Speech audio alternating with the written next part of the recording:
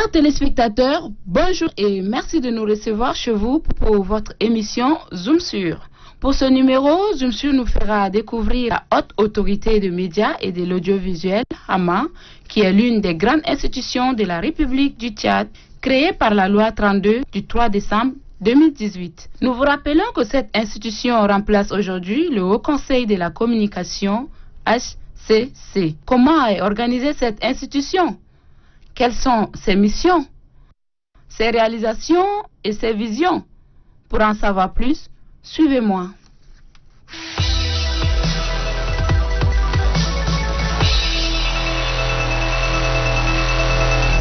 Bonjour madame. Bonjour président. Soyez la bienvenue. Merci. Au temple de la liberté de la presse et d'expression au Tchad. Merci. Nous sommes chez vous dans le cadre de Zoom Sur pour faire connaître davantage votre institution à nos téléspectateurs.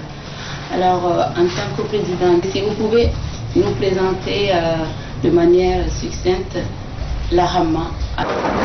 La Hama, de son ancêtre, le Haut Conseil de la Communication, est une émanation de la Conférence nationale souveraine de 1993.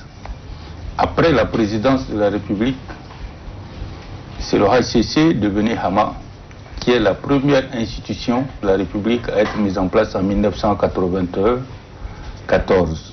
Donc la Hama est une autorité administrative indépendante, chargée de réguler les activités de l'information et de la communication et de garantir la liberté d'expression et de la communication. Que contrairement à ce que pensent les journalistes, la Hama n'est pas le syndicat des journalistes qui doit défendre les intérêts matériels et moraux des journalistes. Si les journalistes ont des problèmes, qu'ils s'adressent d'abord à l'UJT, l'Union des journalistes tchadiens, ou pour ceux des médias publics qui veulent bien, vous avez un syndicat à l'ONAMA. En suivant votre explication, Président, la Hama est créée pour réguler les activités relatives à l'information, la communication et garantir la liberté d'expression, mais certains organes pensent que la Hama est là pour plutôt sanctionner les médias. Partagez-vous cet avis? Très bien, madame. Avez-vous vu un papa ne pas donner de fessées à ses enfants? Quand la Hama attribue des prix, quand la Hama organise des sessions de formation, personne ne se plaint. Mais pour peu que la Hama dise, monsieur ou tel organe de presse a commis tel acte par rapport à la législation ou sur le plan de la déontologie, on lui applique soit la mise en demeure, on lui applique soit la suspension, ça dépend de la gravité de la faute. On crie, hurrah, que c'est la Hama. La Hama ne fait pas la censure. La Hama n'est pas le gendarme de la presse. Le code de déontologie et d'éthique de la presse au Tchad a été rédigé par les journalistes eux-mêmes. Parlons toujours de l'article 3, Monsieur le Président. L'article 3 garantit aux associations, les partis politiques, l'accès équitable aux médias publics. Mais aujourd'hui, certaines associations et partis politiques se sentent aussi lésés. Qu'est-ce que vous dites à ce sujet? Cette question m'interpelle sur le plan professionnel et interpelle ma conscience. Je vous le dis en toute sincérité, madame. Nous, les journalistes des médias publics, arrêtons d'être plus royalistes que le roi.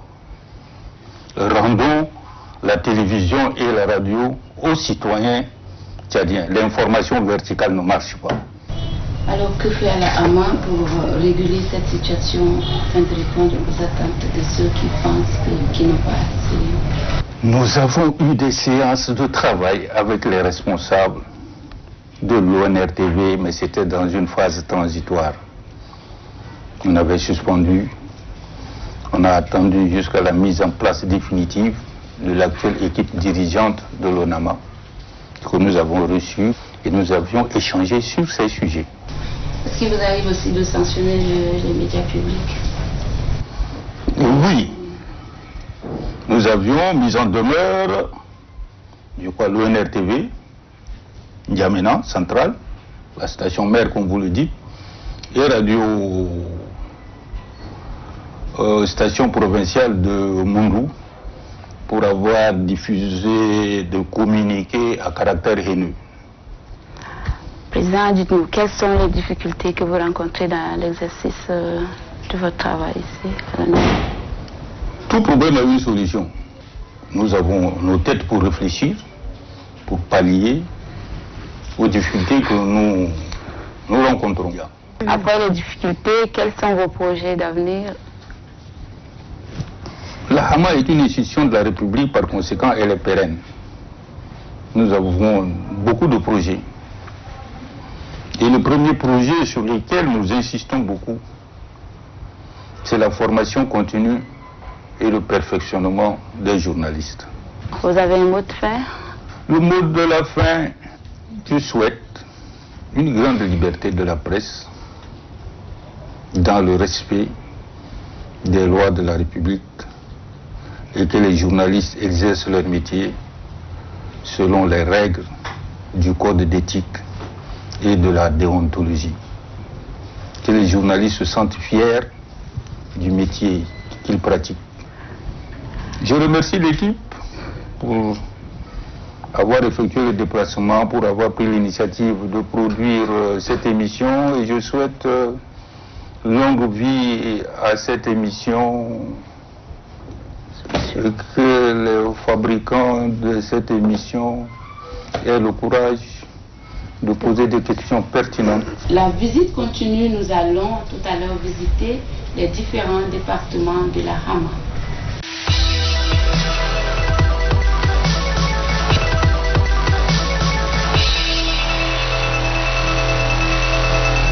Bonjour monsieur. Bonjour.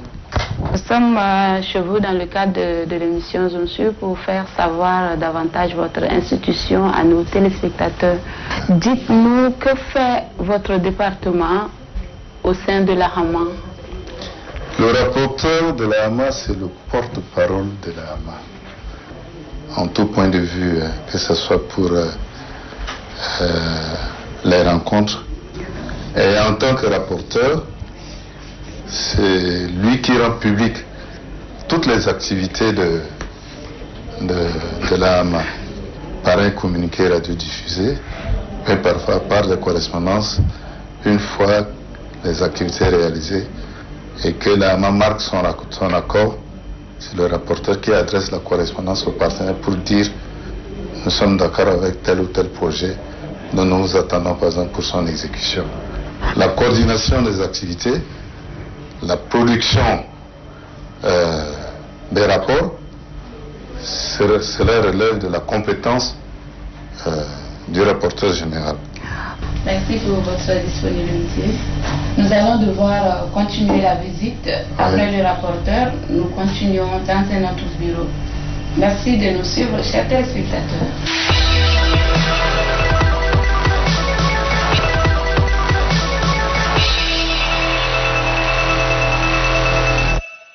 Chers téléspectateurs et téléspectatrices, nous sommes au bureau du secrétaire général de la Hama.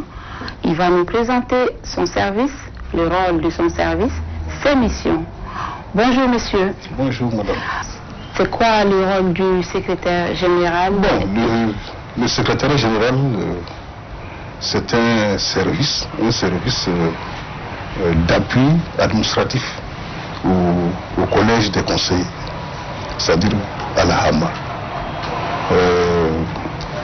Notre secrétaire général est composé de plusieurs services.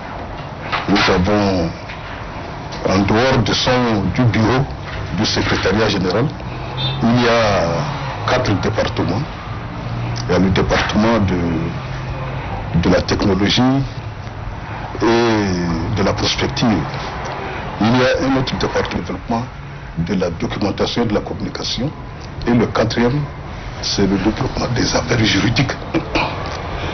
Le département des affaires juridiques et de la coopération.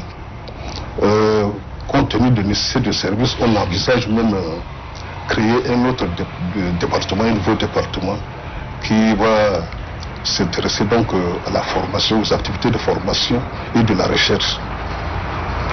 En dehors du département, on a 8 coordinations en province.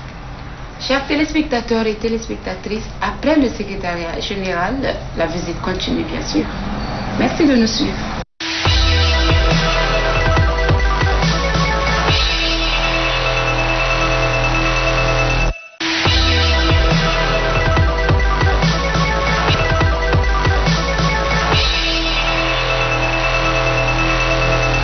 Chers téléspectateurs et téléspectatrices, nous sommes avec le chef de département des médias de la Hama. Bonjour monsieur. Bonjour madame. C'est quoi le rôle de votre département au sein de la Hama? Alors le département du développement des médias a pour mission première de veiller au respect des textes par les médias et de contrôler également le contenu de leur production. Quand je parle de texte ici, il faut savoir qu'il s'agit principalement de la loi 20 relative à la communication audiovisuelle et la loi 31 portant un régime de presse écrite et des médias électroniques au Tchad. Lorsqu'il faut contrôler le contenu des médias, il faut d'abord connaître le nombre exact de médias qu'on a au Tchad. Parce que vous savez que la Hama a compétence sur les radios, les télévisions, les journaux, les blogs et les médias en ligne, publics ou privés. C'est ce que nous avons eu à faire et je puis aujourd'hui vous dire qu'au Tchad, nous avons à l'heure actuelle 56 radios privées, nous avons 5 télévisions privées, nous avons 30 journaux privés et 5 médias en ligne. Ça c'est un peu le paysage médiatique privé. Maintenant, du côté des médias de service public, nous avons l'ONAMA, qui est l'Office national des médias audiovisuels, avec la radio et la télévision nationale, plus les 25 stations provinciales qui ont été créées. Et de l'autre côté, nous avons l'Agence tchadienne de presse et d'édition, la TPE, qui édite un journal appelé l'Info. Outre ces deux missions, le département du développement des médias étudie également toutes les demandes d'assignation de fréquences pour ce qui est de la création des radios, des télévisions ou les dépôts de création de journaux, presse écrite ou médias en ligne. Nous faisons également ce qu'on appelle le monitoring des médias pour en analyser un peu le contenu. Voilà un peu de façon ramassée les missions et activités du département du développement des médias au sein de la Hama. Chers téléspectateurs et téléspectatrices, après le département de développement des médias, nous continuons la visite.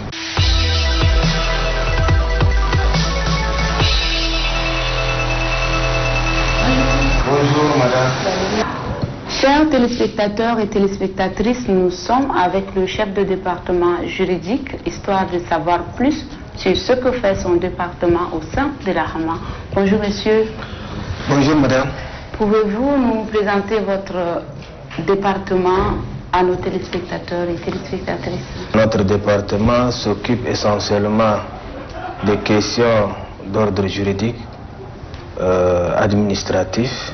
Nous avons un département qui a en son sein un service de l'instruction qu'on appelle le secrétariat de l'instruction pour ce qui concerne la gestion des plaintes et des requêtes déposées à l'endroit ou du moins contre les organes de presse. Et donc nous avons un département qui instruit suivant, disons, le principe du contradictoire à charge et à décharge. Donc ce qui veut dire que nous allons examiner les plaintes, analyser les plaintes en écoutant les parties au conflit. On essaie de faire un travail pour parvenir à la manifestation de la vérité. Et donc, à l'issue de cette enquête, nous aurions à faire des propositions qu'on appelle dans notre jargon de conclusion que nous soumettons au bureau de la haute autorité des médias. Il faut aussi savoir dire que lorsque les plaintes sont adressées au bureau, au président de la haute autorité des médias et de l'audiovisuel, ces plaintes le président a l'opportunité de nous transmettre ou pas.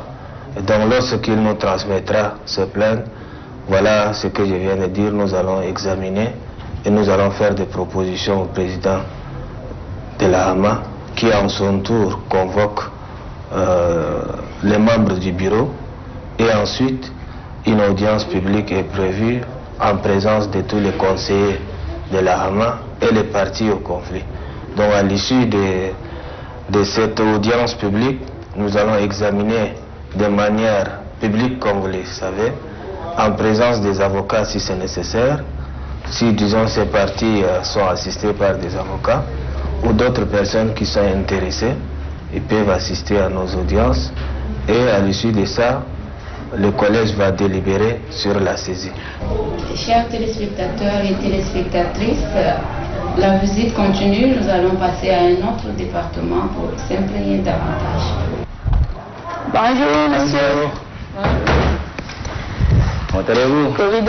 Bien. Ça va bien, merci. Chers téléspectateurs, nous sommes avec le chef de département de la technologie et de la prospective de la Hama. Pouvez-vous vous présenter et présenter votre département à nos téléspectateurs? Ce département il est composé de 3 services essentiels qui sont le service de maintenance des équipements, le service de suivi et délivrance des licences et le service de monitoring. Ici, le service le plus essentiel, c'est le service de monitoring, c'est lui qui assure l'enregistrement et l'archivage des médias audio et visuels des différentes stations télé et radio de la place. Ici, nous enregistrons pratiquement toutes les radios de la ville et les 3 différentes télés qui sont la télé nationale, l'Honneur TV Télé, et Electron TV et Al-Nasr TV. Est-ce qu'on peut savoir comment ça se passe, comment se fait l'enregistrement et tout ça? Est-ce qu'on peut savoir avec vous?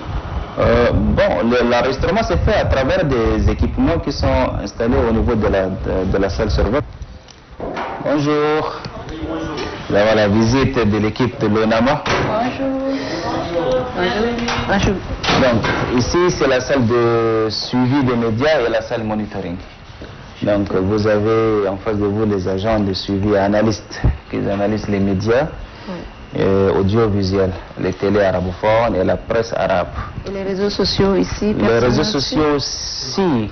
On a un service concerné des réseaux sociaux, le service en ligne. Ok, d'accord. Ils ne sont pas avec nous, ils ont un autre local. Mais ces derniers temps, on constate qu'il y a beaucoup de dérapage des jeunes sur les réseaux sociaux. Est-ce que vous avez cette maîtrise de tout ce qui se passe et que fait votre département pour remédier à cette situation? Nous, notre département, on donne juste l'accès à Internet aux différents analystes qui, eux, décortiquent ces informations avec le département des médias, de développement des médias, qui, en concertation avec les différents conseillers et responsables juridiques, jugent la gravité ou bien les passages ou les interventions sur les réseaux sociaux.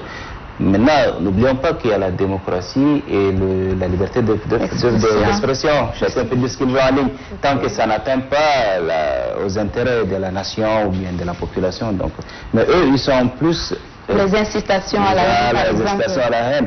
Et sur ce point de l'incitation de la haine, il y a même un programme ici qui est instauré à la Hama, qui est le baromètre de la haine.